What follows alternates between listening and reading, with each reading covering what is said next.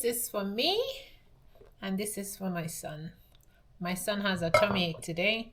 So today he is drinking roselle tea. And you know, roselle tea, maybe if you're trying for a baby, they say this roselle can help you out. So let's get into the video. Welcome my friends. Welcome to another video. Today I have a nice topic for you all. So listen carefully. If you're a person that like to take notes, get your pen and your paper. Because I have a nice video for you guys today. Today we're going to talk about sorrel. Some people call it sorrel. Some people call it hibiscus. Some people call it sorrel, hibiscus, and roselle. That's the three names for it. And this one is from Jamaica. This is some Jamaica sorrel. Some Jamaica sorrel. So guys, let's talk, because we talk about, like I told you guys on this channel, we're going to be talking about stuff that is good for the body and how we can use those things in our home, incorporate in our home, instead of, using all this chemicals instead of our body. Let's go back to plant-based, and let's use plant-based things that are going to be beneficial to our body and it's not going to hurt us, okay? So I have a nice cup of roselle tea that I made here. I made one for my son because my son has a tummy ache and roselle is really good for tummy. So we drink a lot of roselle. And why we drink a lot of roselle? Because it is a very, very good plant to consume. Now, I have a friend, she drinks roselle every single day. She just boil it and she keeps it in a fridge, and this is like her water. That's what she drinks. And she's from Nigeria. And one day I asked her, I said, actually I went to a house and I saw this red thing in her fridge. I said, oh, what's this red thing? And she explained what it was to me. She called it a different name. And when she showed me what it was, she had like a big bag. I guess she got it from a country from Nigeria. And she showed me what it was. And I'm like, oh, we call that roselle sorrel. And she was telling me the benefits of it. I mean, you guys know what it looks like. It looks like this, okay? So she was telling me, well, let me show it for those of you who do not know what it looks like. It looks like that. And I'm going to put a picture on the screen so you all can see exactly. For those of you who do not know what it looks like, I'll put a picture on the screen right here so you can see. But she was telling me the many functions that how people use it for, in her family, what she uses it for. And she told me that it's used as a blood thinner. She told me it's also used as a blood cleanser. And she told me they use that to prevent them from having to go to the doctor because it's like a medicine for them. So I didn't even know that. So see, when you meet people, you'll learn things about how different plants and herbs are used. So yeah. So in my Caribbean country, people usually boil sorrel during Christmas time or special occasions to as a drink for that special occasion. That's one of the main things that sorrel, you will let people say, oh, we're gonna buy sorrel because Christmas time or something like that.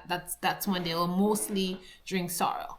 But other people from way back then has been drinking sorrel. And at least I know in my family, sorrel is used as a cleanser for the blood. And many people use sorrel for a cleanser for the blood. Because of the redness when you make it, you see that redness? It is said that this looks like blood, and so it's good for the blood. And if you know about plants, if you know about plant medicine, you would know that plants have different shapes, and so different plant shapes, different plant leaves have different shapes, and they can relate certain things to say, oh, this is shaped like the kidney, it's good for the kidney, it's shaped for the lungs, it's good for the lungs. So that's similar with the sorrel, because the sorrel have this redness when you add water to it, and even on the tree itself, it's red. It is said that it's good for the blood. So many people drink sorrel to thin the blood. Now, sorrel has become very popular and has become very expensive because it has gone on the market and many people are aware of it, but they just use it as a, just as a drink, but sorrel is used for many things. And traditionally, sorrel is always used to cleanse the blood. Traditionally, sorrel is also used as a way to cleanse the system and your uterus if you want to have babies, because it's a cleanser. Many women drink it for that reason. I guess you guys didn't know that. I guess you guys didn't know about that one. Yes, it is used to cleanse the uterus and cleanse the body to prepare it if you want to have a baby, or if you're having a problem having babies. You know what I mean? So that's what it was used for traditionally, as a cleanser, to just cleanse out all that stuff, to clean up the womb and get ready for that baby. So that's traditionally it was used for. Now, also traditionally, it was used in culinary for culinary uses. So sorrel was used to flavor drinks. Sorrel was used in fermentation. Sorrel was also used to color different foods, to give it that nice color. And sorrel was also used as a syrup.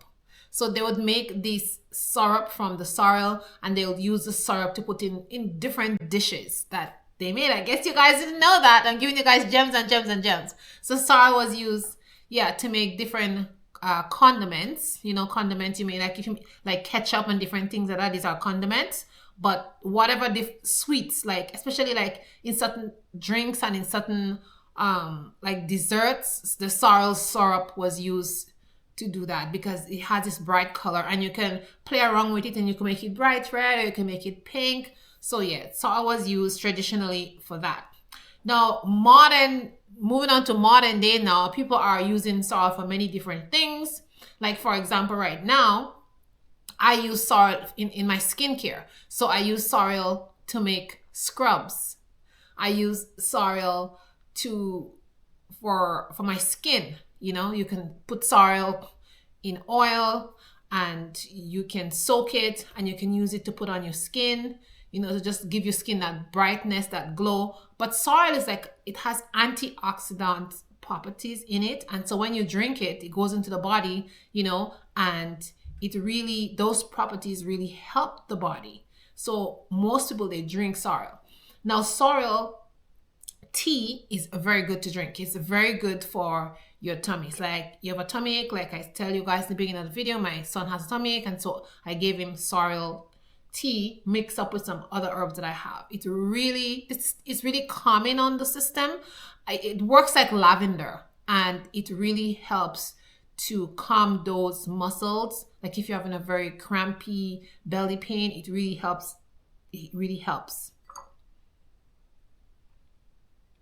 And of course, I gotta drink some of my tea. But sorrel is excellent for that. Another way you can use sorrel is for your heel. When you look at your heel sometime and you're like, oh my gosh, what is happening to my heel? It looks kind of cracked. So sorrel is good for crack heel. What you want to do is you want to mix sorrel, grind up the sorrel, mix it up with some salt. You want to add a little bit of oil, and you want to put it on your heel. Let me show you how to do that. So let me show you all how to make this amazing heel scrubber to get rid of all this crack heel that you may have. Okay, if you have crack heel, this is excellent. So you want to get some salt. The first thing, you want to get some salt. So put about 2 teaspoons of salt. I'm using Himalayan salt. You can use any salt you want, but I find Himalayan salt is really good. So I'm just crushing up some of the little ball of salt there. Okay, you want to crush that up. Now here I have some, I grind it up here. And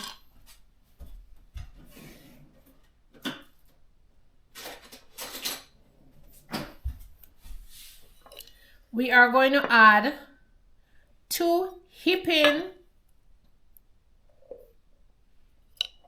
tablespoons of the sorrel powder.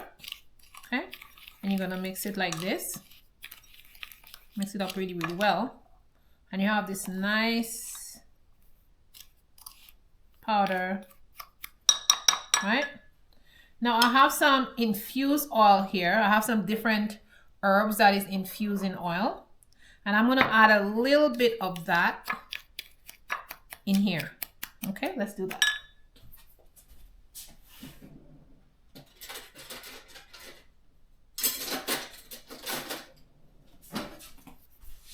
So I'm gonna take some of these herbs, and don't worry about like these herbs floating on top, it doesn't matter. And I'm gonna add 2 tablespoons of that herbs, and we are gonna mix that up really well. So we are going to mix this up. Let's close this oil before I bump it and knock it over. Okay. So you're gonna mix that really well in here. Okay.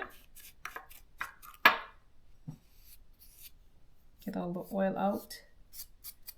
Okay. Make sure you wash your hands and your hands are clean when you're making any kind of products. Okay. So you want to do this. See, and then it becomes like very wet. You know, it becomes wet. And just do the exact recipe like I'm showing you here. Okay. And then when you are ready to do it on your heel, just imagine my hand is your heel. You're going to take a little bit and you're going to put it and you are going to rub it into your heel like this. Okay. See? See, it's gritty and you're going to rub that into your heel. Okay. So it's sticky. It's going to stick all over your hand. But you want to rub it into your heel. You want to wet your heel first. Okay. Wet my hand. You want to wet your heel and then you want to put it on it. Okay. Then you want to rub it into your heel like this. Okay. And this feels really good. And you want to rub it into your hands like this. But it's going to be your heel. Okay. And you're going to rub it, rub it, rub it. And it smells so good, guys. Oh my gosh, the smell is so amazing. And you're going to rub that. Then you're going to rinse it out. Okay.